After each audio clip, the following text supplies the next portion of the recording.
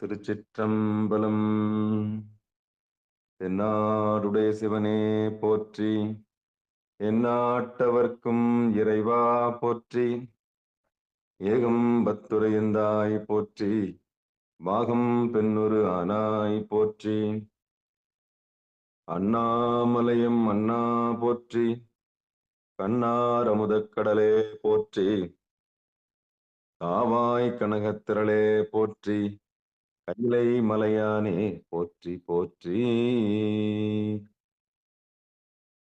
நமச்சிவாய வாழ்க, நாதன் தாள் வாழ்க. அன்பர்களுக்கு ஆன்ம வணக்கம்.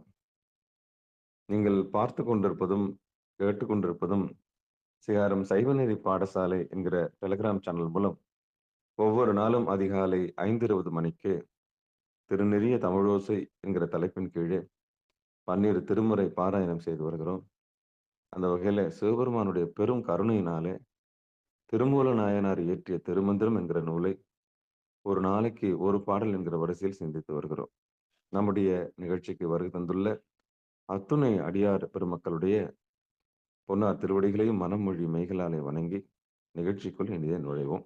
நுழைவதற்கு முன்பதாக 12 திருமுறை ஆசிரியர் துதி, திருக்கதவம் அடைதல், திருக்கதவம் திறத்தல், திருப்பள்ளி எழுச்சி போன்ற பாடல்கள் எல்லாம் பாடி நிகழ்ச்சியை துவங்குவது ஒரு வழக்கமாக வைத்திருக்கிறோம். அந்த வகையிலே இன்றைய நிகழ்ச்சியில் 12 திருமுறை ஆசிரியர் துதியை படிப்பதற்காக சேலம் மாவட்டம் பூசாரிப்பட்டியைச் சேர்ந்த சிவத்திரு பெருமாள் ஐயா அவர்கள் 12 திருமுறை ஆசிரியர் துதி படிப்பார்கள். ஐயா வாங்க ஐயா. திருச்சிற்றம்பலம்.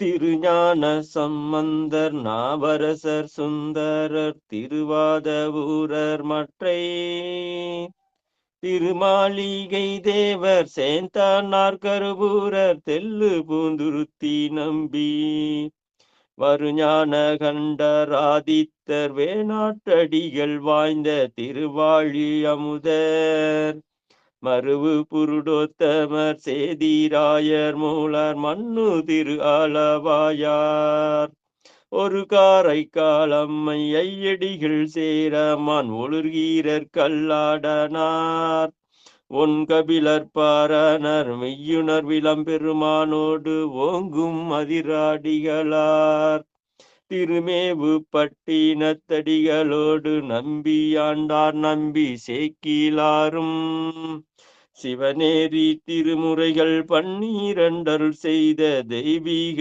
தன்மையோரே. சிவநேரி திருமுறைகள் 12 செய்த தெய்வீக தன்மையோரே. சிவா திருச்சிற்றம்பலம். அற்புதம் அற்புதம், நன்றிங்க ஐயா. இனி திருக்கதவம் திறத்தல் சின்ன காஞ்சிபுரத்தை சேர்ந்த சிவத்திருமதி காந்திமதி அம்மா அவர்கள் வாங்க. திருச்சிற்றம்பலம். அருட்பெருகு தனிக்கடலும் உலகுக்கெல்லாம் அன்பு சேரி கடலுமாம் எனவும் ஓங்கும் பொற்சமய முதல் செய்வ நெறிதான் பெற்ற புண்ணிய கண் இரண்டெனவும் புவனம் உய்ய இருக்கடு உண்டவர் அருளும் உலகம் எல்லாம் ஈன்றால் தன் திரு அருளும் எனவும் கூடி தெருக்கலை ஞான கன்றும் அரசும் சென்று செஞ்சடை வானவர் கோயில் சேர்ந்தாரன்றே. தெருக்கலை ஞான கன்றும் அரசும் சென்று செஞ்சடை வானவர் கோயில் சேர்ந்தாரன்றே. நன்றிங்க ஐயா. திருச்சிற்றம்பலம். நன்றி. அடுத்து திருக்கோவில் திறத்தல் திருவண்ணாமலை மாவட்டம் வந்தவாசி என்ற அம்மா சிவத்திருமதி செண்பகொல்லி அம்மா அவர்கள் வாங்கம்மா. திருச்சிற்றம்பலம் ஐயா.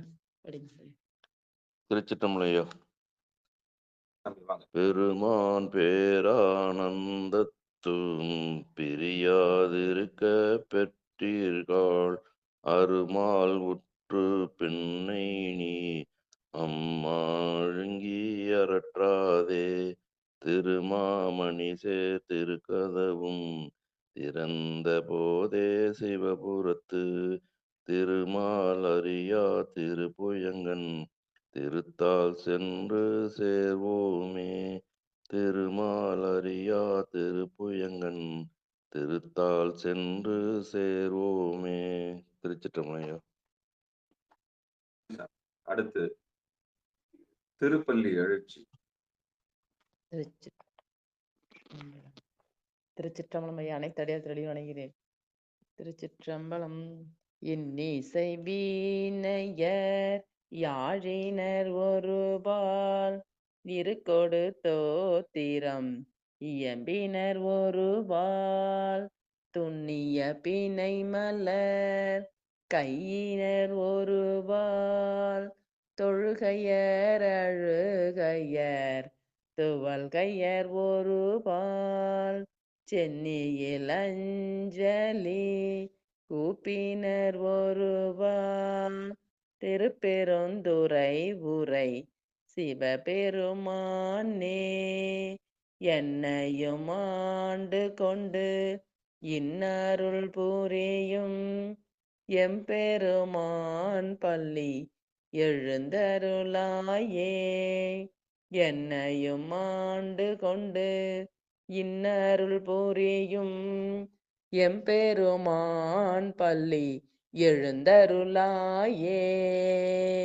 எம்பெருமான் பள்ளி எழுந்தருளாயே. திருச்சிற்றம்பலம். நன்றிங்க ஐயா. அற்புதம் அற்புதம் அற்புதம். அடுத்து பெரும்புலர் காலை மொழி. சரஸ்வதி அம்மா வாங்க.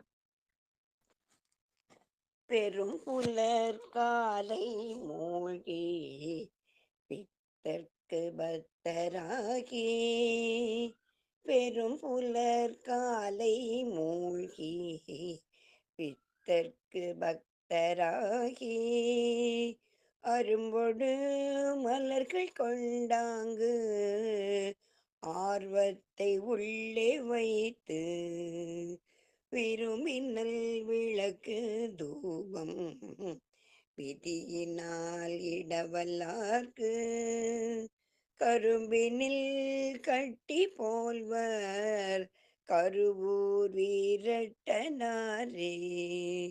கரும்பினில் கட்டி போல்வர் கருவூர் வீரட்டனாரே.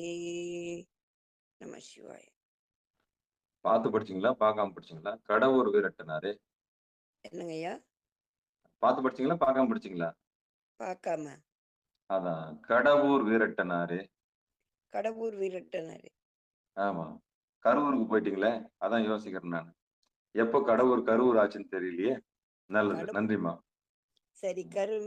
கரும்பினில் கட்டி போல்வர் கடவுர் வீரட்டனாரே. நன்றி. திருச்சிற்றம்பலம், தில்லையம்பலம். தென்னாடுடைய சிவனே போற்றி, எந்நாட்டவர்க்கும் இறைவா போற்றி, ஏகம்பத்துரையந்தாய் போற்றி, வாகம் பெண்ணொரு ஆனாய் போற்றி, அண்ணாமலையம் அண்ணா போற்றி, கண்ணார் அமுதக்கடலே போற்றி, காவாய் கனகத்திரளே போற்றி, கைலை மலையானே போற்றி போற்றி.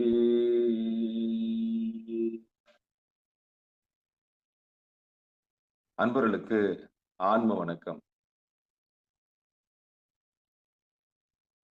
சிவபெருமானுடைய பெரும் கருணையினாலே திருமூல நாயனார் இயற்றிய திருமந்திரம் என்கிற நூலை நாம் ஒரு நாளைக்கு ஒரு பாடல் என்கிற வரிசையில் சிந்தித்து வருகிறோம். அந்த வகையில் நம்ம எல்லாம் இந்த செந்நெறியில், இந்த சிவநெறியில், இந்த தவ நெறியில் ஆட்படுத்தி ஒரு வரிசையில் கீழ் வைத்திருக்கிற சிவபெருமானுடைய பெரும் கருணைக்கு, அவருடைய கடலுக்கு நம்முடைய பொன்னார் திருவடிகளை, அவருடைய பொன்னார் திருவடிகளை மனமொழி மெய்களாலே வணங்கி நம்முடைய அகையருளை போக்கி, நம்முடைய அறியாமையை போக்கி நல்லது கெட்டது இவையெல்லாம் அறிவித்து குருவர்களாக வந்த அத்தனை குருமார்களுக்கும் நம்முடைய உடல், பொருள், ஆவி அனைத்தையும் சமர்ப்பித்து இந்த திருமந்திரம் என்கிற நூலை இன்றைக்கு நாம் சிந்திக்க இருக்கின்றோம். முதலில் திருவருளுக்கு வணக்கம், பிறகு குருவருளுக்கு வணக்கம், பிறகு நமக்கு நிகழ்ச்சிக்கு வந்திருக்கக்கூடிய அத்தனை அடியார் பெருமக்களுக்கும் வணக்கம் கூறி நிகழ்ச்சிக்குள் நுழைவோம். திருச்சிற்றம்பலம், தில்லையம்பலம். ஏன் திருவருளுக்கு நம்ம வணக்கம் சொல்றோம்னா, நாம ஒரு தலைப்பின் கீழே ஒன்று சேர்றதே பெரிய விஷயம். இன்றைக்கு ஒற்றுமைன்றது சாத்தியமே கிடையாது. பல காரண காரியங்களால எல்லாரும் பிரிகிறோம். வினை வழி பிரிகிறோம். முதல்ல உடல் வழி பிரிகிறோம். அதுக்கப்புறம் மனம் வழி பிரிகிறோம். அப்புறம் மயக்கத்தினால பிரிகிறோம். எத்தனை பேதங்கள் நிறைய பேதம். இத்தனை பேதங்கள்லாம் கடந்து உயிரால ஒன்றிணைகிறோம். எங்க? அன்பால. அதான் சைவ சமயம். அது சிவபெருமான் ஜீவனால, சிவபெருமானால நம்ம ஒன்று இணைகிறோம். அப்படி ஒன்றிணையக்கூடிய பாக்கியம் சாமி நம்மளுக்கு தந்திருக்கிறார். பேதமிலி அப்படின்னு சொல்றாங்க. சிவபெருமான பேதமிலி சொல்றாங்க. ஆனா பேதம் கெடுத்தாண்ட அப்படின்னு சொல்றாங்க. அதுக்கப்புறம் பேதத்தை உண்டு பண்ணக்கூடிய ஆற்றலும் சாமிக்கு உண்டு. பேதத்தை உண்டு பண்ணக்கூடிய ஆற்றல், பேதங்களை பார்க்கறதும் சாமி தான். பேதங்கள் இல்லாமல் செய்யறதும் சாமி தான். அதனால சாமியோட கருணையினால்தான் பிரிவுகளும் ஏற்படுது. சாமியோட கருணையினால்தான் பிரிவினையும் மாறுது. ஆக இத்தனையும் சாமி படைத்து, காத்து, அழித்து, மறைத்து அருளுகிற மிகப்பெரிய உன்னதமான பணியை செஞ்சுட்டு வர்றார். நாம் அந்த பேதங்கள்லாம் கடந்து உயிரால, அன்பால ஒன்றிணைஞ்சு எம்பெருமானுடைய திருவடியே நோக்கமாக கொண்டு யார் ஒருவர் பயணிக்கின்றாரோ அவரே சிவனடியார். ஆமா. அவருக்கு குறிக்கோள்னு பாத்தீங்கன்னா சாமி தான். அப்ப சிவபெருமான யார் ஒருவர் குறிக்கோளாக கொண்டு அவரையே முழுமுதற் கடவுளாக ஏற்று அவரையே நம்ம அடையணும்னு யார் ஆசைப்படுறாங்களோ அவங்க தான் சிவனடியார்னு சொல்லணும். மற்றவங்க எல்லாம் காரிய காரணத்துக்காக இடையில வரக்கூடிய நிறுத்தத்தில் இறங்கக்கூடிய பயணிகளாக இருக்கிறார்கள். இறுதி வரை அந்த அந்த ஊரை சென்று அடைய வேண்டும் என்கிற இயக்கத்தோடு யாரும் வருவதே இல்லை. பயண ஓட்டத்தில், கால ஓட்டத்தில் கைலாயம் தான் அந்த இறுதின்னு வச்சுக்கோங்களேன். திருவடி தான் அந்த இறுதின்னு வச்சுக்கோங்க. அந்த இறுதியை நோக்கி எல்லோரும் வருவதே இல்லை. இடையில இறங்கி போகக்கூடிய பயணிகளாகத்தான் சிலர் இருக்கிறாங்க. அந்த மாதிரி இல்லாம சாமியோட திருவடி தான் நோக்கம்னு வர்றவங்கள சிகாரங்களை எல்லாம் அரவணைச்சு கொண்டு போகும் அப்படின்னு சொல்லி திருமந்திரத்துல 3ஆம் தந்திரத்தில் 11வது தலைப்பில் அட்டமா சித்தி என்கிற 11வது தலைப்பில் கிட்டத்தட்ட 21 பாடல்கள் வரை சிந்தித்து இருக்கிறோம். இன்றைக்கு நாம் 22வது பாடலை சிந்திக்க இருக்கிறோம். பாடல் சிவபெருமான் சிவசிவ. ஓடி சென்றங்கே ஒரு பொருள் கண்டவர் நாடியின் உள்ளாக நாதம் எழுப்புவர்.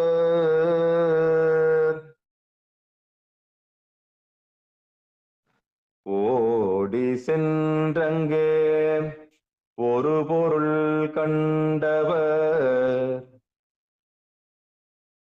நாடியின் உள்ளாக நாதம் எழுப்புவர்.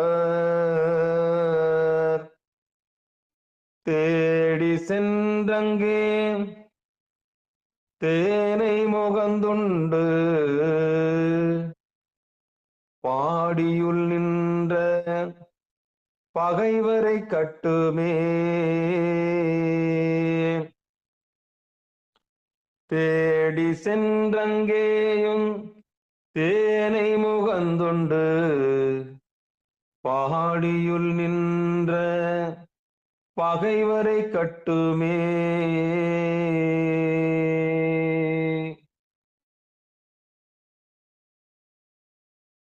இனி பாடலை பதமாக பார்க்கலாம். சிவபெருமான்.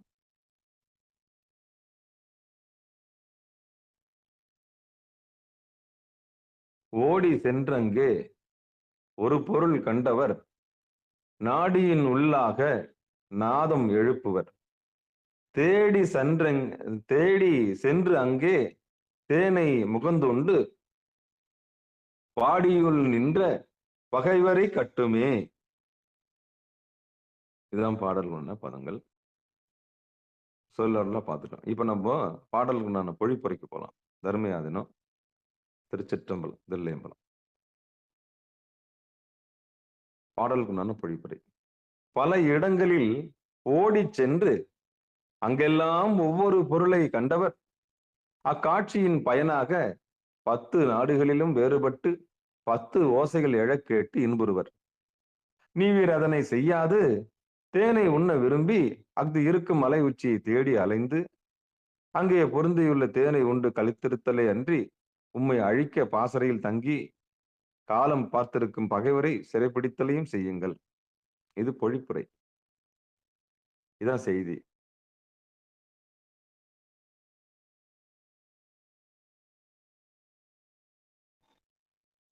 பல இடங்களிலும் ஓடி சென்று அங்கெல்லாம் ஒவ்வொரு பொருளை கண்டவர் அக்காட்சியின் பயனாக 10 நாடிகளிலும் வேறுபட்டு 10 ஓசைகள் எழக்கேட்டு இன்புறுவர். நீவீர் அதனை செய்யாது தேனை உண்ண விரும்பி அஃது இருக்கும் மலை உச்சியை தேடி அடைந்து அங்கே பொருந்தியுள்ள தேனை உண்டு கழித்திருத்தலை அன்றி உம்மை அழிக்க பாசறையில் தங்கி காலம் பார்த்திருக்கும் பகைவரை சிறைப்பிடித்தலையும் செய்யுங்கள். இனி நம்ம யதார்த்தத்துக்கு பொருளுக்கு வந்துடலாம். இது தர்மயாதினம் கொடுத்திருக்கிறாங்க. இன்னும் மாணிக்க வாசகர் என்ன சொல்றாருன்னு பார்க்கலாம். நம்ம இப்போ பாடலோட நம்ம இப்போ யதார்த்தமான நடைமுறையில உள்ள அந்த விளக்கத்துக்கு வந்துருவோம். சிவபெருமான் சிவசிவ திருச்சிற்றம்பலம். திருமந்திரம் முதல்ல நமக்கு அடித்தளம் போட்டு கொடுத்தது. என்ன அடித்தளம் போட்டு கொடுத்ததுன்னா, ஒரு ஒழுங்கு வட்டத்துக்குள்ள இருக்கிறவங்களுக்கு மட்டும்தான் அந்த புத்தகம் எடுபடும். திருமந்திரமே யாருக்கு எடுபடும்னா, ஒரு வரிசைக்கு வந்தவங்க, ஏமத்துக்கு வந்தவங்களுக்கு மட்டும்தான் இது எடுபடும். மற்றவங்களுக்கு இது தகுமானா தகாது. ஆனா கல்வி வெறும் அந்த கல்வி செருக்குக்காக ஒன்னா படிக்கலாம். திருமந்திரம் படிச்சுட்டேன் நானு, பகவத்கீதை படிச்சுட்டேன் நானு, அதை படிச்சுட்டேன் இதை படிச்சுட்டேன், பெருமைக்கு ஒன்னா சொல்லிக்கலாம். தேர்வுக்காக ஒன்னா படிக்கலாம், ஊருக்காக ஒன்னா படிக்கலாம், பேருக்காக ஒன்னா படிக்கலாம், புகழுக்காக ஒன்னா படிக்கலாம். எவ்வளவு படிச்சும் பிரயோஜனம் இல்லை. அடிப்படையில ஒழுக்கம்னு இல்லாம, அன்புன்னு ஒண்ணு இல்லாம நீ என்ன படிச்சு என்ன பிரயோஜனம்? அடிப்படையில அன்புன்னு ஒண்ணு இல்லாதவன் நீ என்ன படிச்சு என்ன பிரயோஜனம்?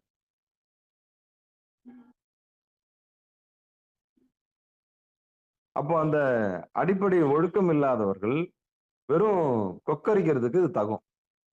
நல்லா பெரிய சபையில கொக்கரிச்சு பேசுறதுக்கு, எடுத்து ஊமையா சொல்லி கைத்தட்டு வாங்குறதுக்கு, பாராட்டு வாங்குறதுக்கு இந்த பாட்டோன்னா எடுத்து என்ன பண்ணலாம். ஆனா அடிப்படையில ஒழுக்கம் இல்லாத என்ன கர்ஜித்து என்ன பிரயோஜனம்? அடிப்படையில அன்பு இல்லாதவன் இதை பேசி என்ன பிரயோஜனம்? அடிப்படையில ஏமத்தை கடைபிடிக்காதவன், நெருக்கே வரவன், வெறும் வாய் சவுடாலுக்காக, வெறும் பல பேர் பாராட்டுதலுக்காக அந்த பாடலை படிக்கிறவங்க எல்லாம் என்ன நிலைக்கு வரும்னா, வெறும் அவ்வளவுதான், கிட்ட வரவே முடியாது. அப்போ திருமந்திரத்தை தொடரணும்னா நமக்கு இயமம் வேணும், சாமியோட கருணை வேணும், அதுக்கு நியமம் வேணும், ஒழுக்கத்தை கடைபிடிக்கணும். அதனால படிப்படியா தெரிஞ்சுக்கணும்னு ஆர்வம் உள்ளவங்களுக்கு மட்டும்தான் திருமந்திரம் நிச்சயம் ஒரு பெரும் பொக்கிஷம்.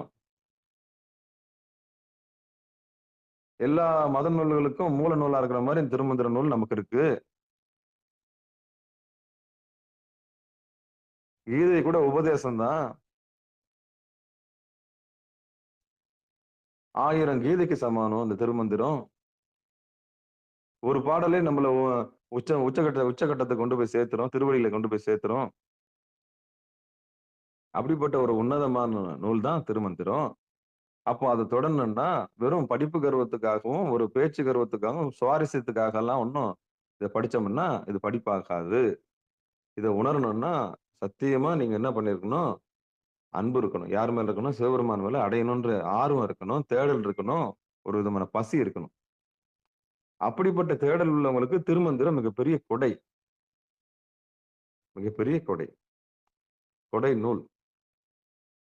ஆமா. இது பெரிய நூல்.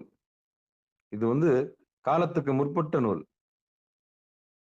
வரையறையற்ற நூல். அதாவது கிபி என்ற வட்டத்துக்குள் வராத ஒரு நூல். அதனால இத பெருமையா நம்ம சொல்லலாம். இந்த நூல பார்த்து எல்லாம் பயப்படுறான். எல்லாருமே எங்க இயேசுநாதர் பிறந்ததுக்கு அப்புறம் தான் நீங்க எல்லாம் தோன்றி இருக்கிறீங்க. உங்களலாம் பிற்காலத்தியது அப்படின்னு அவன் சொல்றான். அப்படின்னு சொல்லும்போது, அதை ஒரு முந்தி அடிக்கக்கூடிய மிகப்பெரிய உன்னதமான நூலாக எது இருக்கு? நம்ம திருமந்திரம் நூல் இருக்கு. நம்ம எடுத்து சொல்லலாம். உங்க நூலுக்கெல்லாம் அப்பாற்பட்ட நூல் இது. தொல்காப்பியத்துக்கெல்லாம் முற்பட்ட காலத்துல உள்ள நூல் இது. அப்படின்னு கூட சொல்லிக்கலாம். ஏன்னா, இது கைலாய பரம்பரை. சிவபெருமான் அம்பாளுக்கும் 2 பேரும் சேர்ந்து நந்தியம்பெருமானுக்கும் நந்தியம்பெருமான் வந்து டைரக்ட்டா யாருக்கு உபதேசம் குடுக்குறாரு? திருமூல நாயனாருக்கு உபதேசம் குடுக்குறாரு. அதனால இது கைலாய பரம்பரை. சாமியோட நேரடி புத்தகம் இது. சாமியோட நேரடி வார்த்தைகள்.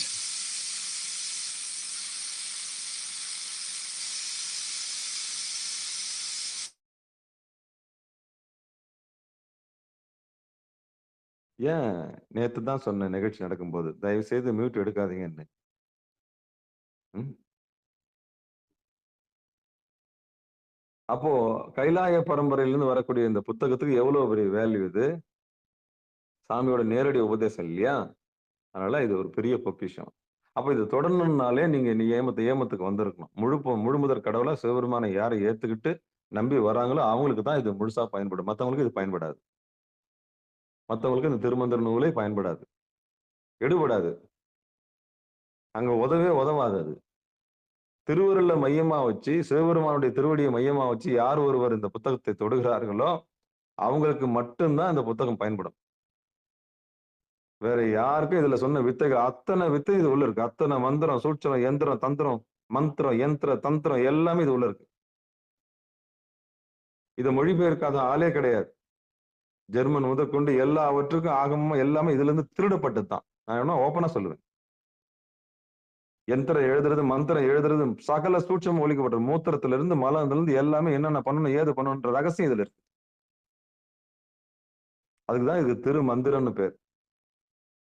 ஆனா இது அப்படிப்பட்ட நூலை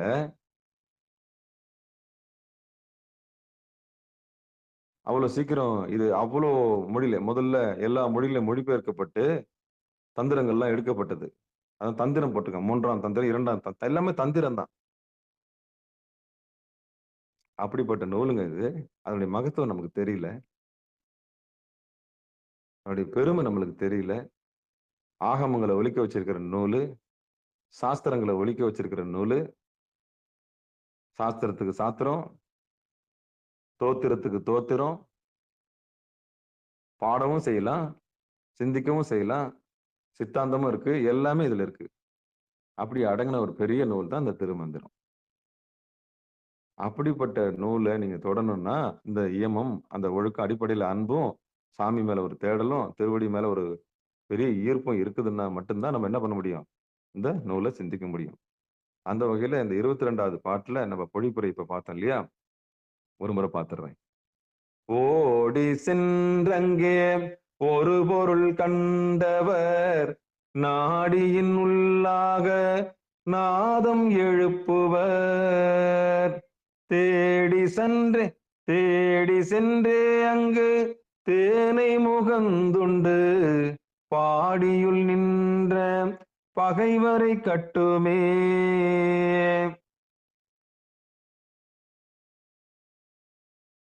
ஓடி சென்று அங்கே ஒரு பொருள் கண்டவர். எங்க ஓடி சென்று? ஓடினேன் ஓடிச் சென்று உருவம் காண்டலும் நாடினேன் நாடிற்று நமச்சிவாயவே. ஓடினேன் ஓடிச் சென்று உருவம் காண்டலும் நாடினேன் நாடிற்று நமச்சிவாயவே. இல்லக விளக்கது இருள் கெடுப்பது, சொல்லக விளக்கது சோதி உள்ளது, பல்லக விளக்கது பலரும் காண்பது, நல்லக விளக்கது நமச்சிவாயவே. வீடினார் உலகினில் விழுமிய தொண்டர்கள் கூடினார் அந்நெறி கூடிச் சென்றலும் ஓடினேன் ஓடிச் சென்று உருவம் காண்டலும் நாடினேன் நாடிட்டு நமச்சிவாயம். எங்க போனாலும் நமச்சிவாயம் தான். எங்க போனாலும் எந்த ஊருக்கு போனாலும் நமச்சிவாயம் தான். அதே வானம் தான், அதே பூமி தான், அதே புராணம் தான்.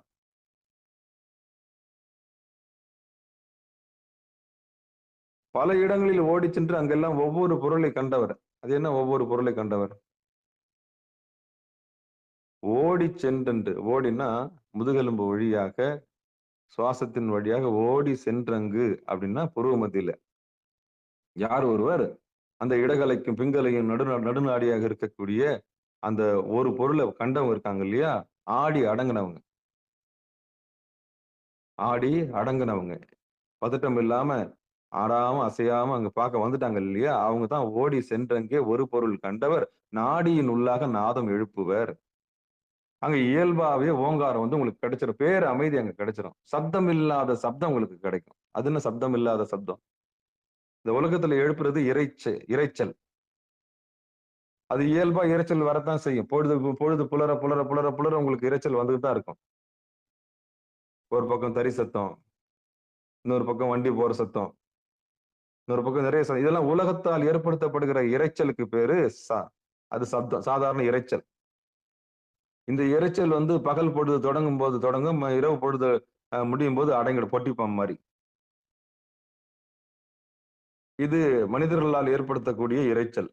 இந்த இரைச்சல் நிச்சயம் நித்தியமும் கேட்டுத்தரு. இது மனிதர்களால் உண்டாக்கப்படக்கூடியது. ஆனா சப்தம் இல்லாத சப்தம்னு ஒண்ணு இருக்கு. அதுக்கு நாதம்னு பேரு. அது ஆல்ரெடி இருக்கு. அதுல இருந்து நாம வந்திருக்கிறோம். அந்த நாதத்தை நம்ம உணராம இருக்கிறோம். அதுதான் சொல்றாரு, ஓடி சென்று அங்கே ஒரு பொருள் கண்டவர் உருவமதியில போய் நிலையா நிலைச்சு நின்னவங்க. அது இறுதியா போய் குரு உபதேசத்தின் மூலியமா இந்த கண்ணு ரெண்டும் போய் சொருகி அங்க நிறுத்தி அழகா அந்த திருவடியை பார்த்து லயிச்சு இருக்கிறாங்க இல்லையா, அவங்களுக்கு கிடைக்கக்கூடிய பரிசு தான் ரெண்டாவது, நாடியின் உள்ளாக நாதம் எழுப்புவர். அங்க அவங்களுக்கு ஒரு பெரிய நாதம் கிடைக்கும், ஒரு பேர் அமைதி கிடைக்கும். 2 காது வழியாவும் அந்த ஓங்கார சத்தம் கேட்கும். காது அடைச்ச மாதிரி இருக்காது, இயல்பாவே அந்த சத்தம் கேட்கும். இம்முன்ற சத்தம் மேலோங்கி வரும். அந்த இம்முன்ற சத்தம், அந்த இம்முன்றது தான் ஓங்காரம். அந்த ஓங்காரத்தினுடைய எழுப்பு, அந்த நாதம் எழும்பி நிற்கும். நாதம் கிடைச்சிருச்சுனாலே நீங்க லயம் கிடைச்சிரும். லயம் கிடைச்சிச்சுன்னா ஆன்மா லயிச்சிரும். அப்போ ஆன்மா லயிக்கின்ற இடம் ஆலயம். எங்கெல்லாம் அந்த ஆன்மா லயிக்குது? ஆன்மா பாசத்தில் இருக்கும் பொழுது, இந்த உலகத்தை பிரதானமாக நினைக்கும் பொழுது இந்த உலகத்தை கண்டு லயிக்கிறது. ஆனா கொஞ்ச நேரம் தான். அதே ஆன்மா ஆணவத்தில் இருந்து கண்மாவுக்கு வரும்பொழுது வினைகளிலே கொஞ்ச நேரம் லயிச்சு இருக்கும். பிடிச்ச உத்தியோகம், பிடிச்ச வினை, அது கூட சலிப்பு வந்துடும். அது கொஞ்ச நேரம் தான். அடுத்து ஆன்மா மயங்கி திரியும். உயிர் வந்து மயங்கி திரியும். ஏன்னா மாயை இல்லையா? அப்ப மயக்கத்தில் இருக்கும்போது கொஞ்ச காலத்துக்கு லயிச்சிருக்கும். இப்படி ஆணவத்தால கொஞ்சம், கண்மத்தால கொஞ்சம், இதெல்லாம் துன்பத்தை தான் தரும். இந்த மயக்கங்கள், இந்த லயம் எல்லாம், இந்த நாதம் எல்லாம் கொஞ்ச காலத்துக்கு தான். அப்போ இரைச்சலை அனுபவிக்கும். இந்த உலகத்தில் எழுப்பப்படுகிற இரைச்சலை அனுபவிக்கும், ஆணவத்தாலையும் கண்மத்தாலையும் மாயையாலையும். அப்ப இந்த இரைச்சலை விட்டு சப்தமில்லாத சப்தத்துக்கு, அந்த நாதத்தை தொடக்கூடிய பேரறிவுக்கு வந்து அந்த 2 கண்களையும் கொண்டு போய் திருவடியில சேர்த்து மோன நிலையில் இருக்கக்கூடிய மிகப்பெரிய உன்னதமான அமைதி என்று சொல்லக்கூடிய பேரமைதி என்று சொல்லக்கூடிய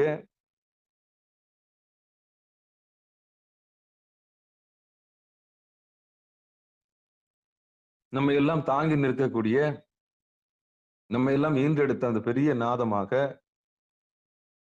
ஒரு சப்தம் கேட்கும். அந்த சப்தத்துக்கு பேரு நாதம்னு பேரு, அதாவது ஓங்காரம்னு பேரு. அப்ப தவத்துக்கு ஓங்காரம் முக்கியம். நம்ம நோக்கமே என்னன்னா, அதனால்தான் ஓம் நம சிவாய எல்லா மந்திரங்களுக்கும் ஓம் என்ன பண்ணும், முன்னாடி ஒலிக்கும். ஓம்ன்ற திருமந்திர, அது மகாமந்திரன்னு பேரு. ஓம்ன்ற மந்திரத்துக்கு என்ன பேரு? மகாமந்திரன்னு பேரு. இன்னொரு கூத்து என்னன்னா, அந்த 5 எழுத்தும் ஓம்ல தான் முடியுது. 5 எழுத்தும் ஓம்ல தான் முடியுது. அந்த 5 எழுத்துக்கு முடியிற இடம் ஓம் தான். அந்த ஓம் முடியிற இடம் நாதம். அது எப்படி நம்ம அனுபவிக்கணும்? காதார அனுபவிக்கணும். எப்படி அனுபவிக்க முடியும்? ஏற்கனவே இருக்கிற நாதத்த நீங்க தொட போறீங்க. இல்லாதத போய் நீங்க ஒண்ணும் பிடிக்க போறதில்ல. அப்போ இந்த உடம்புன்னா என்னன்னு போய் பார்த்தீங்க. அதுக்கப்புறம் மனசுன்னா என்னன்னு பார்த்தீங்க. அதுக்கப்புறம் உயிர் இந்த மயக்கத்துல போய் மாட்டி இருந்தது. இதெல்லாம் ஓடி சென்று பார்த்ததுல உடம்புல சதம் கிடைக்கல, மனசுல சதம் கிடைக்கல, இந்த மயக்கத்துல சதம் கிடைக்கல. எல்லாம் பொய்யாயின எல்லாம் போய் அகல வந்தருளி மெய்ஞானமாகி மிளர்கின்ற மெய்ச்சுடரே. அப்ப எல்லாம் பொய்யா போயிருச்சு. அப்ப ஒரு இடம் அந்த பொருள் கண்டேன். அந்த ஒரு பொருள் கண்டேன். மெய்யான பொருளை கண்டேன். அதான் பூர்வ மத்தியம். அப்படி ஓடி சென்றங்கே ஒரு பொருள் கண்டவர்களுக்கு நிலைச்சு நிக்கிறாங்க இல்லையா? அப்பா இது நாள் வரைக்கும் நான் ஆட்டுக்குட்டி தோல் மேல வச்சிருந்தேன். ஆனா ஊர் ஊரா உலகம் ஃபுல்லா சுத்தி சுத்தி தேடி வந்துட்டேனே சாமி. எவ்வளவு செலவு பண்ணியிருக்கிறேன் இதுக்காக நானு. கொஞ்சமா நஞ்சமா செலவு பண்ணேன். வாரி இறைச்சி அங்க போய், இங்க போய், இங்க போய் கடைசியில ஓடி, ஓடி, ஓடி, ஓடி நானு பார்த்ததெல்லாம் யார பார்த்தேன்? நான் என்னத்த கண்டேன்ற ஒரு கேள்வி வருதா இல்லையா? அந்த கேள்விக்கு விடைதான் ஓடி சென்றங்கே ஒரு பொருள் கண்டேன். அதான் மெய்ப்பொருள் கண்டேன். ஒரு பொருள் கண்டேன். எங்க? புருவ மத்தியில. அப்படி நிலைச்சு நின்னாங்க இல்லையா? அவங்களுக்கு என்ன பரிசு கிடைக்கும்? ஓங்காரம் என்கிற பரிசு கிடைக்கும். அந்த ஓங்காரம் என்பது என்னது? அதான் நாதம். நாத விந்து கலாதி நமோ நம. அந்த முருகனை கூப்பிடுறோம் இல்லையா? எப்படி கூப்பிடுறோம்? நாத விந்து கலாதி நமோ நம அப்படின்னு இல்லையா? அப்போ நாதமும் விந்தும், விந்துனா ஒலியும். நாதம் வந்துச்சுனாலே அடுத்து என்ன வரும்? அம்பாள் வந்துட்டாலே யார் வந்துருவாங்க? சாமி வந்துருவாரு. சாமி நிச்சயம் வந்துருவாரு. அதுல எந்த மாற்று கருத்தும் கிடையாது. அப்போ நீங்க இந்த முதுகெலும்பு நேரா வச்சு, கையில ஒரு சின்முத்திரையை போட்டு, ஒரு கால மேல தூக்கி சுகாசனத்துல உட்கார்ந்து, அண்ணாந்து பார்க்கிற காலம் இருக்கு இல்லையா? நேத்து சொன்னேன். அண்ணாமலைன்னா என்னன்னு சொன்னேன். கொஞ்சம் அண்ணாந்து பார்க்கணும். அண்ணாந்து பார்த்தீங்கன்னா, ஒரு மலை கவிழ்ந்து இருக்கும். அதுக்கு பேர் புருவ மத்தியன்னு பேரு. அண்ணாமலைய கவிழ்த்து போட்டா ஒரு முலை மாரி தெரியும். தாய் முலை மாரி தெரியும். அதான் உண்ணாமுலை. அந்த உண்ணாமுலையை நீங்க இப்படி அண்ணாந்து பார்த்தீங்கன்னா, உண்ணாமுலை உமையாளுடன் உடனாகிய ஒருவன் பெண்ணாகிய பெருமான்மலை திருமாமணி திகழ மண்ணார்ந்தன அறிவித்திரள் மழலையும் முழவதிலும் அண்ணாமலை அப்படி இப்படி அண்ணாந்து பாத்தீங்கன்னா அண்ணாமலை தெரியும். எப்படின்னா அங்க ஒரு உண்ணாமுலை இருக்குது. அதான் புருவ மத்தியம். அதான் புருவ மத்தியம். அண்ணாமலையார் கவுத்து போட்டா எப்படி இருக்குமோ அது மாதிரி முளை இருக்கும். தாய் மடி மாதிரி இருக்கும். அந்த முளை தான் உண்ணாமுலை. அது எங்க இருக்குன்னா புருவ மத்தியம் தான் அந்த முளை. அது உண்ண முடியாது. அது தரிசனம் செய்யலாம். அண்ணாமலை தொழுவார் வினை வழுவா வண்ணம் அருமை. அப்ப வினை அருணும்னா நீங்க புருவ மத்தியம் பார்த்து ஆகணும். இதுல என்ன கூத்துன்னா அவன் வினை அவன் தான் இருக்கணும். வேற யாரும் அறுக்க முடியாது. அது தாயா இருந்தாலும் பிள்ளையா இருந்தாலும் வாயும் வயிறும் வேறதான். அவங்கவுங்க மோட்சத்தை அவங்கவுங்க முக்தியை அவங்கவுங்க தான் தேடணும். என்னதான் பாசம் இருந்தாலும் பிள்ளைக்கு நம்ம தான் அறிவுறுத்தணும். அப்பா வாழ்க்கையில் எதையோ தேடிட்ட இதுதான் உருப்படி. ஒரு 24 நிமிஷம் நீ எந்த வேலைன்னு செய்ய, எந்த உத்தியோகம், நீ 6 சம்பாரி 60,000 சம்பாரி 1 லட்சம் சம்பாதிரி 1 கோடி ரூபாய் கூட சம்பாதி சாமி. ஆனா இதுதான் திருவடி, மறந்துடாத. நல்ல ஒழுக்கத்துக்கு வா, சீக்கிரம் அந்த பச்சை மாமிசம் சாப்பிடறதுலாம் விட்டுரு சாமி, கொஞ்சம் பக்திக்கு வந்துரு சாமி, இதான் திருவடி. ஏன்னா நீங்க கண்டுக்கணும்ல, பெத்த புள்ளி சும்மா விட்டுற முடியுமா? கோடி கோடியா செலவு பண்ணி நீங்க ஊர் ஊரா தெரிஞ்சிருப்பீங்க. அந்த அனுபவம் உங்களுக்கு இருக்குல்ல. இப்ப நீங்க அதை ஓரிடத்துல உன்பொருளை கண்டுட்டீங்கல்ல. ஓடி சென்று அங்கே ஒரு பொருள் கண்டவர் நாடியின் உள்ளாக நாதம் உங்களுக்கு எழும்பிடுச்சு. லயிச்சு இருக்கிறீங்க, ஆனந்தமா ஆயிட்டேன். நாதம் வந்த உடனே ஆனந்தம் தானா வந்துடும். அதுக்குதான் இந்த பட்டங்கள்லாம் கொடுப்பாங்க இந்த சாமியார்களுக்கு. சவுந்தரானந்தர், சிவானந்தர், சின்மயானந்தர். ஆனந்தர் பட்டம் யார் கொடுக்குறாங்க? யார் ஒருவர் தேடி சென்று அங்கே லயித்து இருந்து அங்க நாதத்தை கண்டு கீழ் வீடு பத்தின கவலை இல்லாம மேல் வீட்டுலயே அந்த நாத சங்கீர்த்தனத்தை கேட்டுட்டு இருக்காங்களோ, அந்த சபாவுல யாரு அந்த தாண்டவத்தை பார்த்துக்கிட்டே இருக்காங்களோ அவங்களுக்கு தான் ஆனந்த பட்டம். ஒரு சாதகனுக்கு எப்போ ஆனந்த பட்டம் கிடைக்குது? பூஜ்ய ஆனந்தர், சீலாஸ்ரீ, பூஜ்ய ஸ்ரீ, எத்தனோ அந்த ஆதீனங்களுக்கு பேரெல்லாம் வைக்கிறாங்க. ஏன் இந்த பேர் வைக்கிறாங்க? சின்மயானந்தர், ஏகானந்தர், போகானந்தர், பூஜ்யானந்தர்.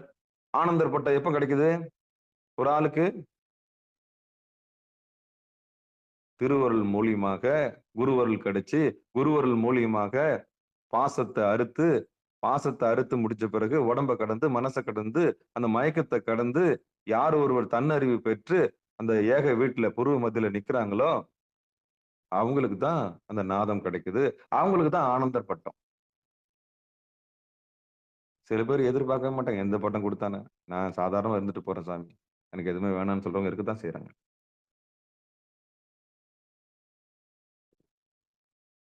அந்த எல்லைக்கே போகாதவனுக்கு ஆனந்த பட்டம் கொடுக்கலாமா? உற்றாரை யான் வேண்டேன், ஊர் வேண்டேன், பேர் வேண்டேன் பாடிட்டு அப்புறம் எதுக்கு ஆனந்த பட்டம் கொடுக்கணும்? என்ன பண்றது? சில பேர் கொடுக்குறாங்களா? அவன் உண்மையிலே லயிச்சு அவர் அந்த ஏகாந்தத்துக்கு போயிருக்கிறாருன்னு பார்க்கணும். அப்ப சாமியார்னு சொன்னா பூஜ்ய ஸ்ரீன்னு போட்டுக்கிறாரு, சீலா ஸ்ரீ போட்டுக்கிறாரு. அவர் உண்மையிலேயே அந்த முதுகெலும்பு நேரா உட்கார வச்சு அந்த ஒன்பொருளை கண்டாரா அப்படின்னு கேள்வி வருதா இல்லையா? அப்ப யாருக்கு ஆனந்த பட்டம் கொடுக்கலாம்? பூஜ்ய ஆனந்தர், அந்த ஆனந்தர், இந்த ஆனந்தர், எத்தனை ஆனந்த பட்டம்! பா பா பா பா பா பா நிறைய ஆனந்த பட்டத்துக்கு பட்டங்களுக்கு பஞ்சமே கிடையாது சாமியார்களுக்கு. பட்டங்களுக்கு பஞ்சமே கிடையாது. உண்மையிலே அந்த எல்லையை தொட்டாங்களா அவங்க அப்படின்றதுதான் கேள்வி. அப்ப அந்த எல்லையை தொட்டவங்க யாரா இருப்பாங்க? முதுகெலும்பு நேரா வச்சு, ஆடாம அசையாம, நின்னு நிதானமா, சலிக்காம, சோர்ந்து போகாம, வெறுப்புணர்ச்சி இல்லாம, விருப்பு வெறுப்பு இல்லாம, சாமியோட திருவடி இதுதான்னு அணுகி அணுகி யார் ஒருத்தர் நுணுகி நுணுகி பாக்குறாங்களோ, அண்ணாந்து அந்த அண்ணாமலையை யார் உத்து கவனிக்கிறாங்களோ, உண்ணாமலையில அந்த பாலை யார் ஒருத்தர் சுரந்து குடிக்கிறாங்களோ அவங்கதான் ஆனந்த பட்டத்தை சாப்பிடும். அதான் தேங்காய். அதாவது தேங்காய் பால் உண்டு கழித்திருப்போருக்கு மாங்காய் பால் எதுக்கடின்னு ஒரு பாட்டு இருக்குது, சித்தர் பாட்டு. தேங்காய்ன்றது மண்டை, மாங்கான்றது உடம்பு, அவ்வளவுதான். அதுக்கு மேல விளக்க முடியாது என்னால. கீழ் வீட்டுல கிடைக்கிற சுகம் மாங்காய் பால், மேல் வீட்டுல கிடைக்கிற சுகம் தேங்காய் பால். தேங்காய் பாலே சாப்பிட்டோம், எதுக்கு மாங்காய் பாலுக்கு இறங்கி வரணும்?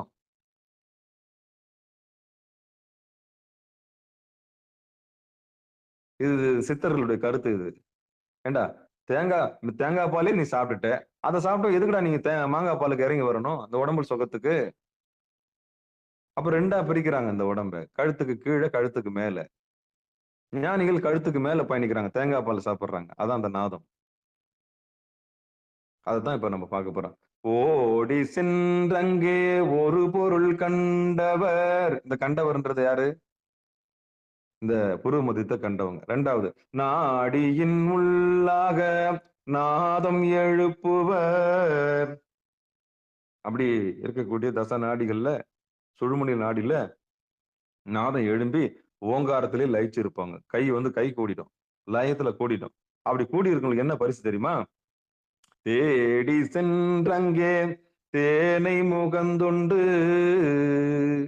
அப்படிப்பட்ட மலை உச்சி, அந்த மலை உச்சியில தேனு கிடைக்குது, அதை முகந்து சாப்பிடுறாங்க. எங்க?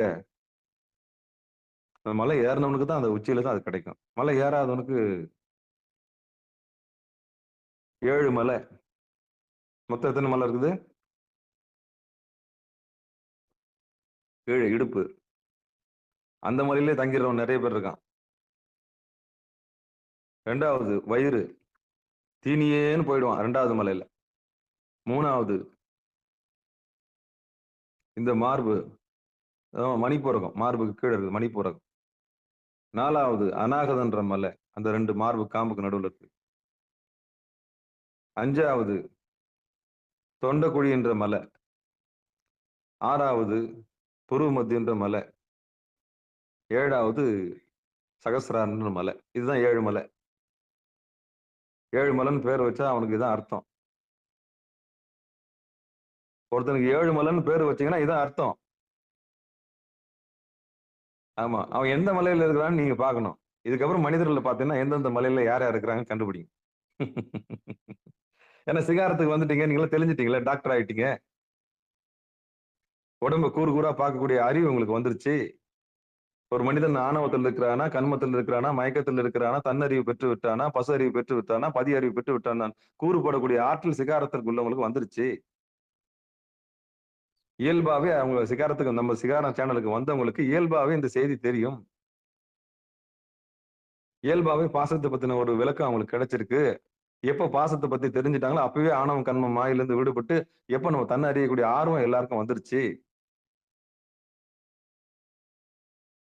அப்போ 7 மலைன்னா என்ன? இதுதான் 7 மலை. இந்த 7வது மலை தான் சகசிரார மலை. அந்த சகசிரார மலைக்கு 6வது மலை ரொம்ப பெரிய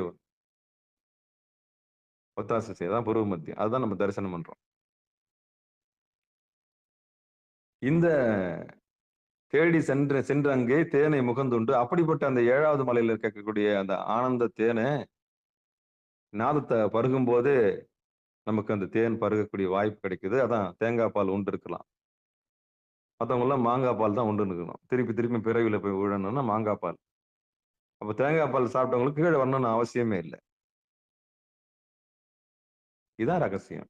அப்ப குருநாதருடைய அருளால இந்த ஒரு 1வது மலை, 2வது மலை, 3வது மலை, 4வது மலை, 5வது மலையிலாம் ஒண்ணும் சதம் இல்ல. 6வது மலையில தான் ஏகாந்தம் இருக்கு. 7வது மலை பரிசா நம்மளுக்கு கிடைக்குது. அதுதான் 7 மலைன்னு பேர் வச்சான். எப்படி எல்லாம் பேர் வச்சிருக்கான் பாருங்க. 7 மலைன்னு. இந்த உடம்பு தான் 7 மலை. இந்த உடம்பு தான் 7 மலை. எப்படி அண்ணாமலைக்கு விளக்கம் பார்த்தோமோ, அண்ணாந்து பார்த்தா அண்ணாமலை தெரியும். எத்தனை பேருக்கு தெரியும்? அத நேத்து தான் சொன்னேன் நான். கொஞ்சம் அண்ணாந்து பாருங்களேன். அண்ணாந்து பார்த்தா ஒரு முலை ஒண்ணு தெரியும். அதான் பூர்வ மத்தியம். அதான் உண்ணாமுலை. அதான் உண்ணாமுலை. அப்படிப்பட்ட தரிசனம் பண்றவங்களுக்கு தான் வினை அருன்றது அந்த பாட்டு. உண்ணாமுலை உமையாளுடன் உடனாகிய ஒருவன் பெண்ணாகிய பெருமான்மலை திருமாமணி திகழ மன்னார்ந்தன அறிவித்திரள் மழலையும் முழவதிரும் அண்ணாமலை தொழுவார் வினை. தொழனாங்க. நம்ம தான் தொழுகை செய்யணும். நம்மளுக்கு தான் தொழுகன்ற சொல்லு. வேற யாருக்கும் கிடையாது. கை 2 கூப்பி எங்க தொழணும்? பெருமதில பார்த்து தொழணும். அப்படி தொழுது நின்றவர்களுக்கு வினை அருந்து போகும். சரி. அப்படி தேனை முகந்தொண்டு இருக்கலாம்னு 3வது வரியில சொல்லிட்டாங்களே. 4வது பாட்டு என்ன சொல்றாங்க? 4வது வரியில என்ன சொல்றாங்க? பாடியுள் நின்ற பகைவரை கட்டுமே. இங்க பகைவரை கட்டுமேன்னா யார் இந்த பகைவர்? நான் கேட்கிறேன், நம்மளுக்கு எதிரி யாரு? சத்தியமா நம்மளுக்கு எதிரி வெளிய யாருமே இல்ல. நம்மளுக்கு எதிரி நம்மளே தான். ஆமா. சொன்னா வெட்கக்கேடு, சொல்லாட்டி மானக்கேடு.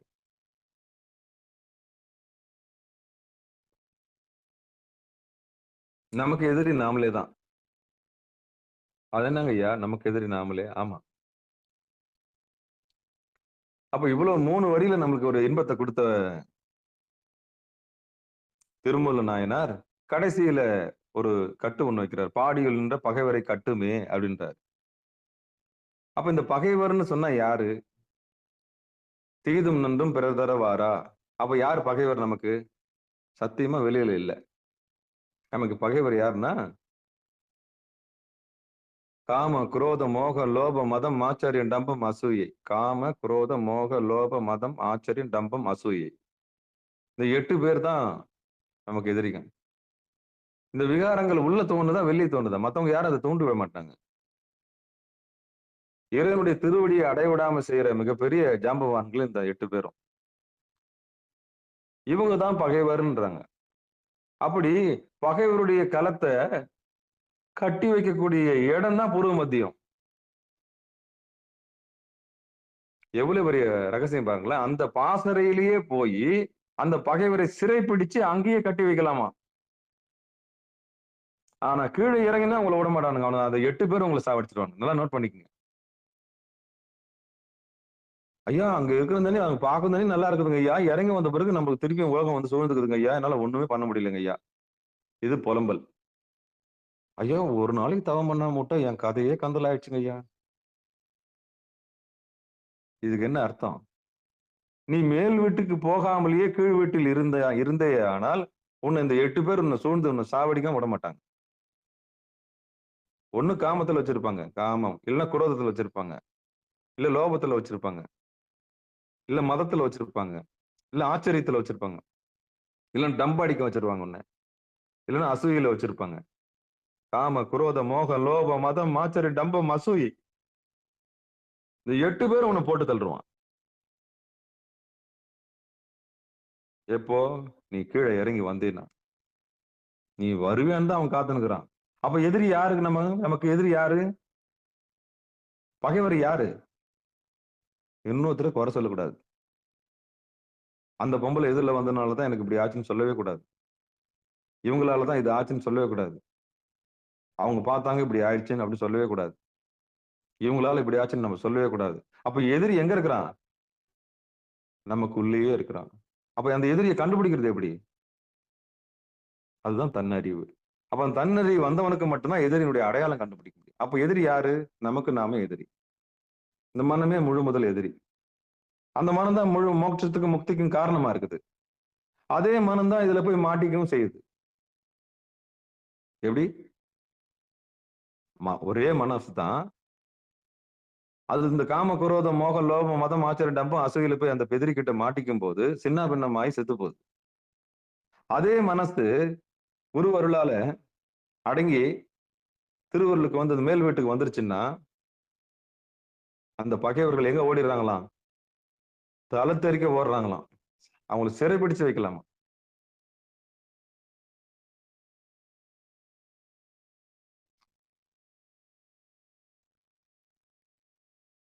சாதாரண விஷயமா இதெல்லாம்? அந்த 8 பேரை வீழ்த்தணும். வீழ்த்தணும்னா ஒரே உபாயம் அதுதான். ஒரு நல்ல குருநாதர் இந்த 8 பேரையும் வீழ்த்தக்கூடிய வழியை சொல்லி தருவார். ஆமா, ஒரு உன்னதமான நிலையில உங்களுக்கு கொண்டு போய் விடுவார். அவர் வேற எதுக்கும் காமிக்க மாட்டாரு. சரி, பொருள் பறிக்கிற குருநாதர் என்ன பண்ணுவாரு? அந்த 8 பேர் கூட உங்களுக்கு சம்பந்தம் பண்ணி விட்டுருவார்.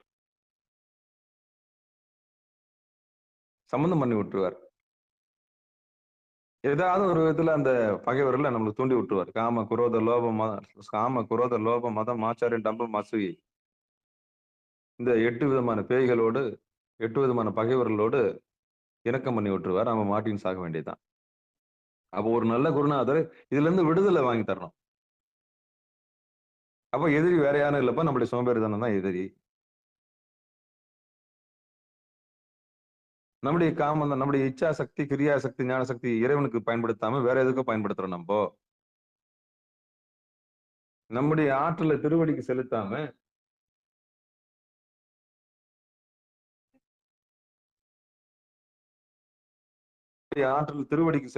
வேற எதுக்குன்னா செலுத்தணும்னா அது வீணா போயிடும்.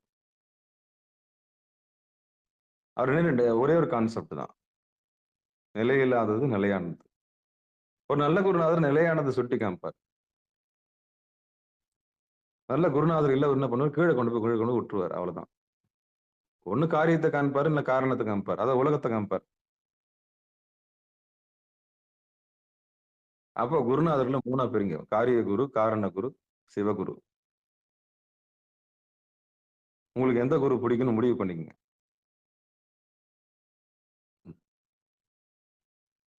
இந்த உலகத்துல போய் மாட்டிக்கணும்னா அந்த காரிய குரு வருவார். அவர் சொல்றது கேட்டு நீங்க சாதிக்கலாம், கலெக்டர் ஆகலாம், முதலமைச்சர் ஆகலாம், பிரதமர் ஆகலாம். அவர் வியூகம் வகுத்து கொடுப்பாரு, தந்திரங்கள்லாம் சொல்லி கொடுப்பாரு, படிக்கிறதுக்கான வித்தையெல்லாம் சொல்லி கொடுப்பாரு. அவர் காரிய குரு. அவர் மதிக்கணும் உண்மையில். ஏன்னா உலகத்துல சொல்லித்தரார் இல்லையா? வில் வித்தையிலிருந்து ஜாம்பவான்களை ஒண்ணு கொண்டு வந்து விட்டுறாரு இல்லையா? அவர் காரிய குரு. அடுத்து காரண குரு இருக்கிறாரு. இவர் சூட்சமவாதி, அதான் நாராயணன்.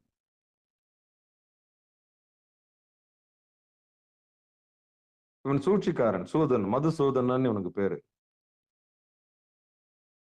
மாயோன்னு இவனுக்கு பேரு. இவன் காரணம் இல்லாம இவன் செயல்படவே மாட்டான். அதான் காரணன், நாரணன் சொல்லுவாங்க. இவனுக்கும் தான் உலகம் பிரதானம். அப்ப இந்த குருநாதர் இருந்தா என்ன பண்ணலாம்னா சூட்சுமத்தை தெரிஞ்சுக்கலாம். சோழியின் குடிமை சும்மா ஆடாது. இவன் எதுக்கு வந்திருக்கான்றதை கண்டுபிடிக்கணும்னா நாராயணனுடைய கருணை வேணும். ஏன்னா மனத்துக்கு அதிபதி அவன், கர்மத்துக்கு அதிபதி, நல்லது கெட்டதுக்கு அதிபதி, நல்வினை தீவினைக்கு அதிபதி. அப்போ இந்த காரண குருவையும் கடந்து சிவகுருவை நாம் என்னைக்கு அடையிறோமோ அப்போதான் நமக்கு திருவடி.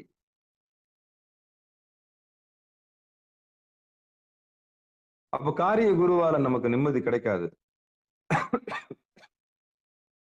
காரிய குருவால் நமக்கு என்ன கிடைக்கும்னா இந்த உலகத்தில் சாதனை செய்ய ஒரு வழி கிடைக்கும், அவ்வளவுதான்.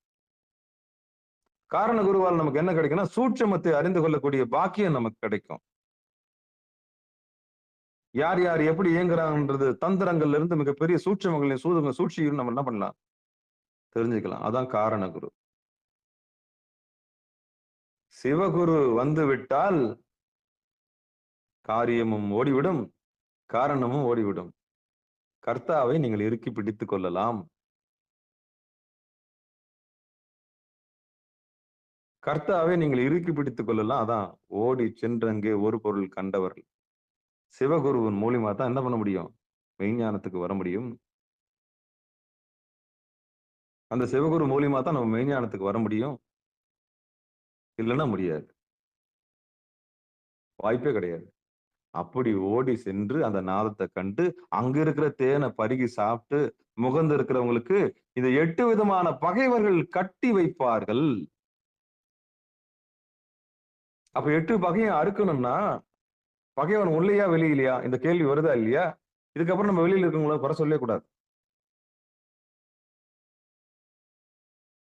இந்த நாட்டுக்கார எதிரி அந்த நாட்டுக்கார எதிரின்னு நம்ம சொல்லவே கூடாது. நமக்குள்ள இருக்க எதிரி முதல்ல க்ளோஸ் பண்ணணும். எப்படி க்ளோஸ் பண்ணுவீங்க? எப்படி க்ளோஸ் பண்ணுவீங்க? அது குருநாதருடைய அருள் வேணும். அப்போ தன்னை வென்றவன் தரணி ஆழ்வான் அப்படின்றது உண்மை ஆயிடுச்சா இல்லையா? அப்ப தன்னை வென்றவன்னா யார வென்றான்? தனக்குள் இருக்கக்கூடிய காமத்தையும் குரோதத்தையும் லோபத்தையும் மதத்தையும் ஆச்சரியத்தை டம்பம் அசூயை இந்த 8 விதமான பேய்கள் எவன் ஒருவன் வென்று விடுகின்றானோ அவனே தன்னை ஆளக்கூடியவன், தன்னை அறிந்தவன், தன்னை அறிந்தவன் தரணி ஆழ்வான். தரணின்னா பூமி. அப்ப நீ ராஜாவா மாறுற. எப்ப ராஜாவா மாறுற? இந்த 8 பேரை நீ எப்ப வீழ்த்துறியோ அப்ப நீ ராஜாவா மாறுற. நீ எப்ப ராணியா மாறுற? நீ எப்ப ராஜாவா ஆகலாம்? எப்ப நீ மகாராஜாவா ஆக முடியும்? காரியத்தை விட்டு காரணத்தை விட்டு இந்த 8 பேயை க்ளோஸ் பண்ணி நீ ஏகாந்தமா உட்காந்து நாதத்தை பிடிச்சி அங்க இருக்கிற தேனை நீ சாப்பிடும் போது நீ ராஜாவா மாறுற. ராஜாதி ராஜனாக மாறுகிறாய். ஒரு பேரரசனுக்கு இல்லாத மிகப்பெரிய மதிப்பு உனக்கு கிடைக்குது. எப்போ எப்ப கிடைக்குது?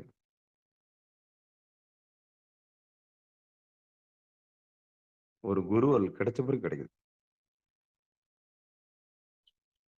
தீட்சை வாங்குறதுக்கு முன்னாடி இருந்த வாழ்க்கை வேற, தீட்சை பெற்றதுக்கு அப்புறம் இருக்கிற வாழ்க்கை வேற, உபதேசத்துக்கு முன்னாடி இருந்த வாழ்க்கை வேற, உபதேசத்துக்கு பின்னாடி இருந்த வாழ்க்கை வேற. யார் யாரோ நண்பன் என்று, யார் யாரோ நம்மளை காப்பாத்துவாங்கன்னு சொல்லி, யார் யாரோ நம்மளுக்கு அன்பு செய்வாங்கன்னு சொல்லி, யாரோ நம்மளை கொல்லி வைக்க போறாங்கன்னு சொல்லி யார் யாரையும் நம்பி ஒண்ணுமில்லாத போனதுதான் மிச்சம்.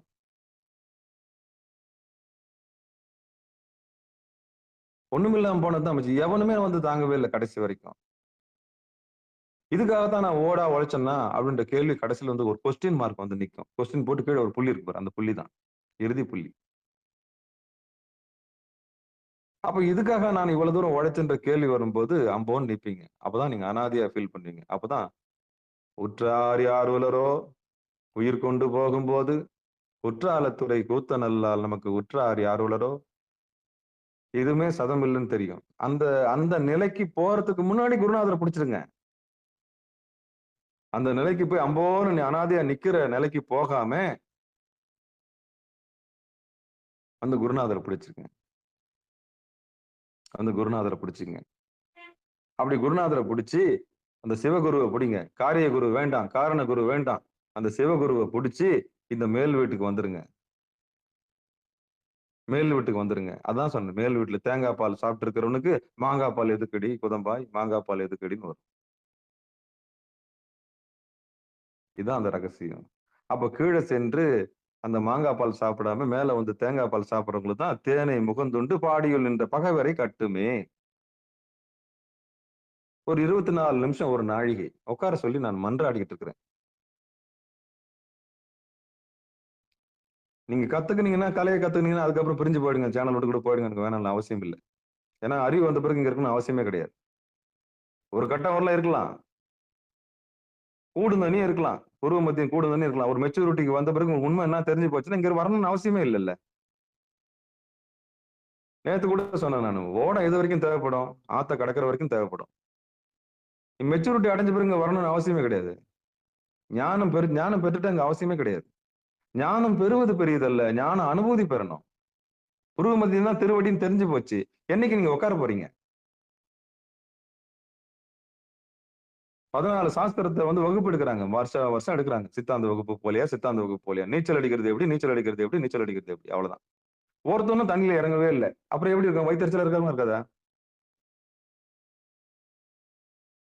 ஆனா அதை படிச்சு முடிச்சதுக்கு நீச்சல் அடிக்கிறது எப்படின்னு வீட்டுல ஒட்டி வச்சுக்கிறேன். இந்த ஆதீனத்துல வாங்கினேன், அங்க போய் வாங்கினேன், இந்த இடத்துல ஒரு பட்டம் கொடுத்தாங்க, அந்த பட்டம் கொடுத்தாங்க. எந்த பட்டம் வாங்கி என்ன பிரயோஜனம்? தண்ணியில இறங்கவே இல்லையே. நீ என்னுடைய கோபம் நியாயம் தானே? அதனாலதான் சிகாரத்துல நான் தலைப்பாடா அடிச்சுக்கிறேன். வெறும் சர்டிபிகேட் மாட்டி வச்சுக்கிறீங்க. என்னது நீச்சல் அடிக்கிறது எப்படி, நீச்சல் அடிக்கிறது எப்படி, நீச்சல் அடிக்கிறது நான் இங்க வாங்கினேன், அங்க வாங்கினேன், இவர் கூட போட்டோ எடுத்துன்னு, அவர் கூட போட்டோ எடுத்துன்னு. ஐயா அங்க அது வாங்கினங்க ஐயா, இங்க இது எனக்கு கொடுத்தாங்க ஐயா, இந்த பட்டம் எனக்கு அங்க கொடுத்தாங்க ஐயா. எந்த பட்டம் வாங்கி என்ன போறது? நீ தண்ணியில இறங்குனியா? நீச்சல் அடிச்சியா?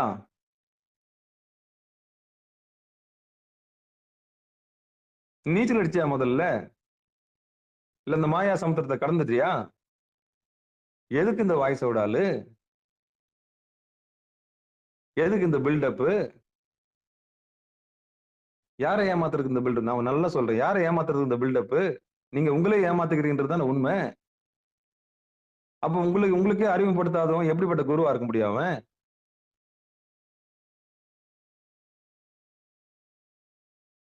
இந்த குளிக்க போனோம்னா தள்ளி விட்டுருவாங்க கிணத்துல. எப்படியாவது 4 பேருக்கு எல்லாம் குளிச்சுன்னு இருப்பாங்க. சும்மா எட்டி தான் பார்ப்பாங்க, தள்ளி விட்டுருவாங்க கிணத்துல, நீச்சல் தெரியாதவனை. அவன் பயப்படுறது என்ன பண்ணுவான் தெரியுமா? குதிச்சவன் குதிச்ச மேல வந்துருவான். வந்த உடனே எல்லாரையும் ஒரு முறை பாத்துருவான். பாத்துட்டு என்ன பண்ணுவான்? கையையும் காலையும் ஐயோ நம்ம உள்ள போயிட போறோம்னு சொல்லி உதைப்பான் பாருங்க, அந்த உயிரை காப்பாத்துறதுக்கு. அதுதாங்க நீச்சல். அப்ப 2 உதையில 3 உதையில நம்ம உயிரோட இருக்கிறோமா, நம்ம மேலதான் இருக்கிறோமான்னு அவனுக்கு தெரிஞ்சு போயிடும். இது வரைக்கும் புத்தகத்துல பார்த்து இருந்தவனுக்கு அந்த பட்டப்படிப்பு எல்லாம் வாங்கி போட்டோ எடுத்து வச்சிருந்தவனுக்கு தண்ணியில குதிச்சா எப்படி இருக்கும்? அந்த மாதிரி தாங்க அனுபவம். ஞானம் பெறுவது சுலபம், ஞானம் பெறுவது கடினம்.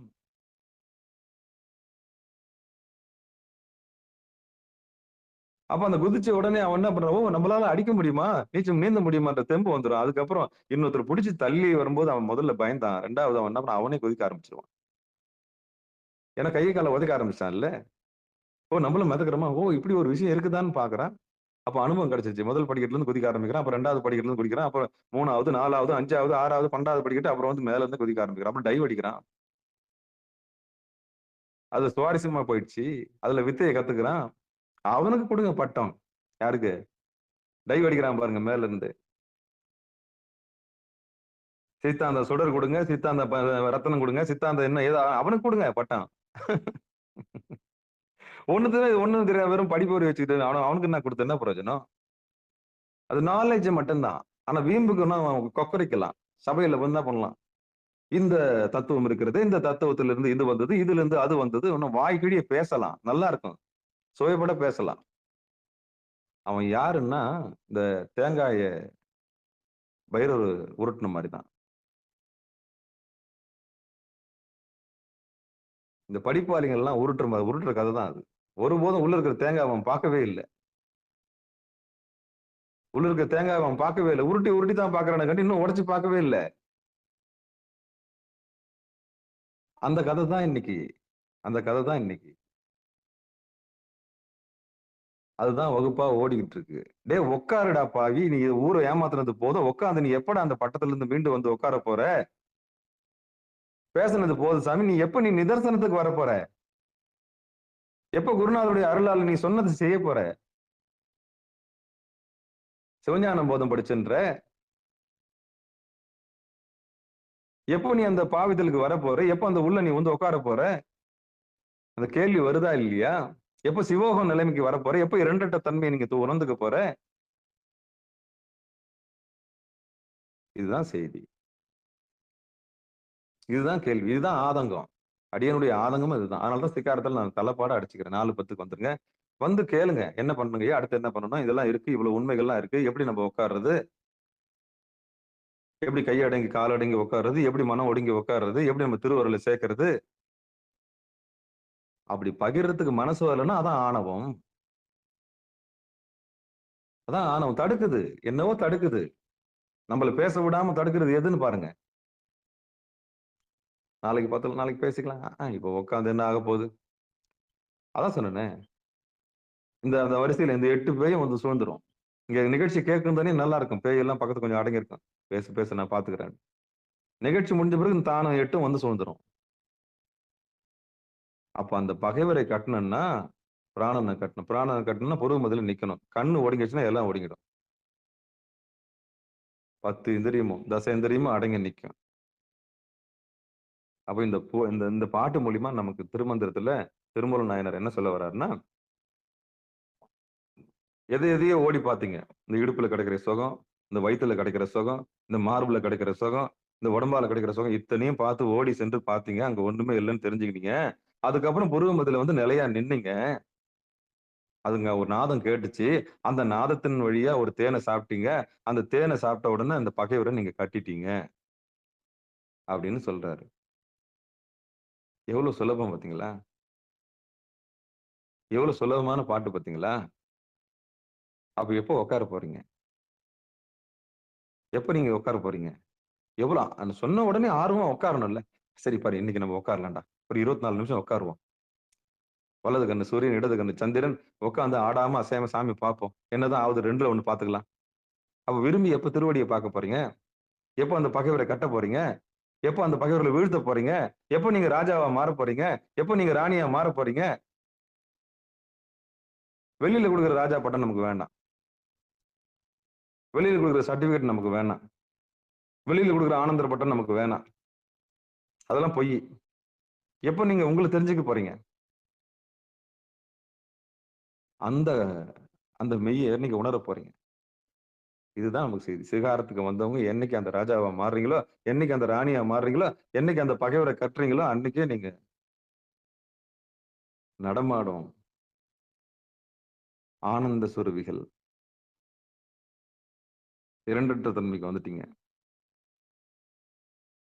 அந்த நிலைமைக்கு எல்லாரும் வரணுன்றதுக்காகத்தான் நம்ம சிகாரம் பாடுபட்டு இருக்கு. சிகாரம் உங்களுக்கு ஒரு ஓடமா இருக்கும். சிகாரம் உங்களுக்கு ஒரு செருப்பு மாதிரி இருக்கும். சிகாரம் உங்களுக்கு ஒரு பணத்தை எரிக்கிற குச்சி மாதிரி இருக்கும். அவ்வளவுதான். இந்த 3 பொருளாவும் உங்களுக்கு சிகாரம் இருக்கும். எப்படி ஒரு காலனி மாதிரி இருக்கும். உங்களையே தூக்கி சுமக்கும். 10 மாசம் தான் சுமக்கும். தாய் கூட 10 மாசம் தான் சுமக்கும். ஆனா செருப்பு உங்களை பல காலம் சுமக்கும். அதான் காலனி. எது வரைக்கும்? இந்த வீட்டுல இருந்து அந்த வீட்டுக்கு போந்தனையும். நீங்க வீடு பேர் அடைந்தனே அந்த சிகாரம் ஒரு செருப்பு மாதிரி உங்களுக்கு உதவும்.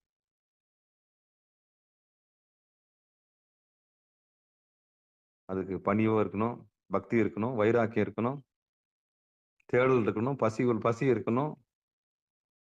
அப்படி உள்ளவங்களுக்கு மட்டும்தான் அந்த ஒன்பொருளை, இந்த மெய்ப்பொருளை நம்ம சுட்டி காமிக்க முடியும். மாங்காய் பால் சாப்பிட்றவங்களை பத்தி நம்மளுக்கு கவலை வேணாம். அவங்களுக்கு உலகம் தான் பெருசு. தேங்காய் பால் சாப்பிட வந்துருங்க குருவர்களால. அந்த தேனை சாப்பிட்டோம்னா 8 பேரை கட்டி வைக்கலாம் அப்படின்ற உண்மையை தான் இந்த பாட்டு சொல்ல வருதுன்னு சொல்லி, இதுகாரும் பொறுமையாக இந்த 1 மணி நேரம் செவி சாய்த்த அத்தனை உள்ளங்களுக்கும் மனமார்ந்த நன்றி சொல்லி,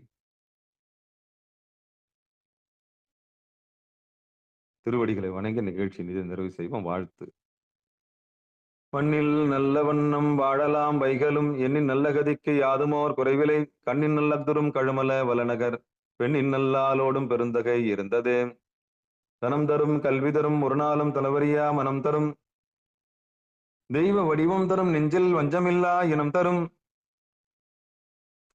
நல்லெண்ண எல்லாம் தரும் அன்பர் என்பவருக்கே, கனம் தரும் பூங்குழலால் அபிராமி கடைக்கண்களே, ஆறிரு தடந்தோல் வாழ்க, அருமுகம் வாழ்க, வெற்பை கூறுசை தனிவேல் வாழ்க, குக்குடம் வாழ்க, செவ்வேலேறிய மஞ்சை வாழ்க, ஆனைதன் அணங்கு வாழ்க, மாறிலா வள்ளி வாழ்க, வாழ்க சீரடியார் எல்லாம் வான்முகில் வழாது பெய்க, மலிவலம் சுரக்க, மன்னன் கோன்முறை அரசு செய்க, குறைவிலாது உயிர்கள் வாழ்க, நான்மறை அறங்கள் ஓங்க, நற்றவம் வேள்வி மல்க, மேன்மைகள் செய்வ நீதி விளங்குக உலகமெல்லாம். மேன்மைகள் செய்வ நீதி விளங்குக உலகமெல்லாம். மேன்மைகள் செய்வ நீதி விளங்குக உலகமெல்லாம். அன்பர்களுக்கு ஆன்ம வணக்கம். நீங்கள் கேட்டுக்கொண்டிருந்ததும் பார்த்து கொண்டிருந்ததும் சிகாரம் சைவநெறி பாடசாலை என்கிற டெலிகிராம் சேனல் மூலம் ஒவ்வொரு நாளும் அதிகாலை 5:20 மணிக்கு திருநெறிய தமிழோசை என்கிற தலைப்பின் கீழ் 12 திருமுறை பாராயணம் செய்து வருகிறோம். அந்த வகையில் சிவபெருமானுடைய பெரும் கருணையினாலே திருமூல நாயனார் இயற்றிய திருமந்திரம் என்கிற நூலை நாம் ஒரு நாளைக்கு ஒரு பாடல் என்கிற வரிசையில் சிந்தித்து வருகிறோம். நம்முடைய நிகழ்ச்சிக்கு வருகை தந்த அத்துணை அடியார் பெருமக்களுடைய பொன்னார் திருவடிகளை மனமொழி மெய்களாலே வணங்கி நிகழ்ச்சியை இனிதே நிறைவு செய்வோம். மீண்டும் இன்று மாலை 6 மணிக்கு மெய்த்தவம், திருவடி பணிதல், நெட்டை கூடல், லலாட பூஜை, புருவ மத்திய வழிபாடு, தன்னை அறியும் கலை, மிக அற்புதமான நிகழ்வு இருக்கிறது. அந்த நிகழ்ச்சியில் அடியார் பெருமக்கள் சிதம்பரத்து ஒலியோடு கேட்டு லயித்திருக்கும்படி பணிவன்போடு கூறி விடைபெறுகிறோம். யாவது நமச்சிவாயவே.